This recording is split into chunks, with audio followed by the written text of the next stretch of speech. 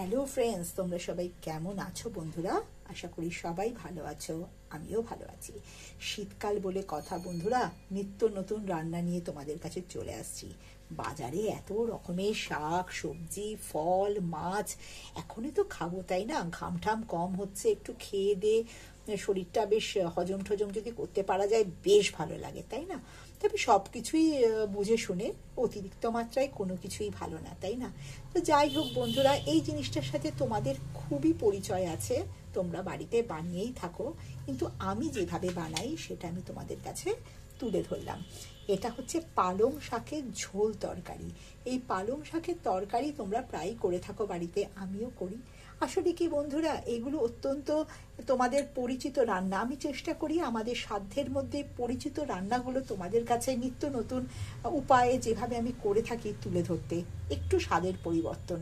তোমরাও কে কীভাবে করো আমায় জানাবে, আমিও সেভাবে বানাবো। যাই হোক বন্ধুরা, এই তরকারিটা আমি যেভাবে করেছি, ঝোল তরকারিটা, সেটা তোমাদের কাছে তুলে ধরলাম। একদম সাদা মাটা রান্না বন্ধুরা। কড়াইতে সাদা তেল দিয়েছি আদা বাটা, সাদা জিরে ফোড়ন, জিরের গুঁড়ো, হলুদ গুঁড়ো, নুন, সামান্য একটু মিষ্টি, কাঁচা লঙ্কা দিয়ে ভালো করে কষিয়ে নিয়ে তোমরা এই রকম বড় বড় গোটা গোটা আলু রাখবে বন্ধুরা এই ঝোলটায়। আর পালং শাকগুলো গোটা গোটা পাতা লাগবে, অল্প করে ডাঁটি কেটে, কোচাবে না। আর মটরশুঁটি একসাথে করে ওই কষানো মশলার মধ্যে দিয়ে দেবো আমরা।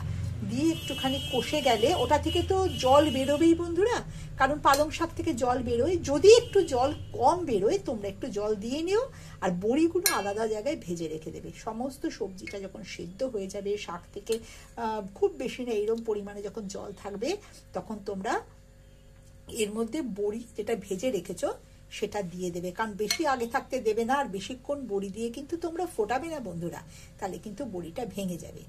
আর যেটা এবার করতে হবে, বড়িটা দেওয়ার খানিকক্ষণ বাদে এই ঝোলটার মধ্যে এই চামচের 8 চামচ আদা বাটা আর 8 চামচের একটু কম জিরের গুঁড়ো এই ঝোলটার মধ্যে দিয়ে নাড়াচাড়া করে একটু ফুটে উঠলেই সঙ্গে সঙ্গে তোমরা নামিয়ে এটাকে ঢাকা দিয়ে রাখবে।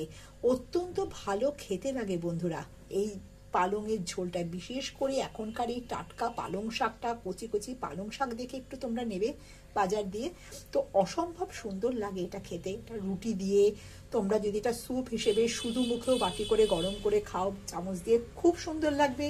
ভাত পাতেও ভালো লাগবে।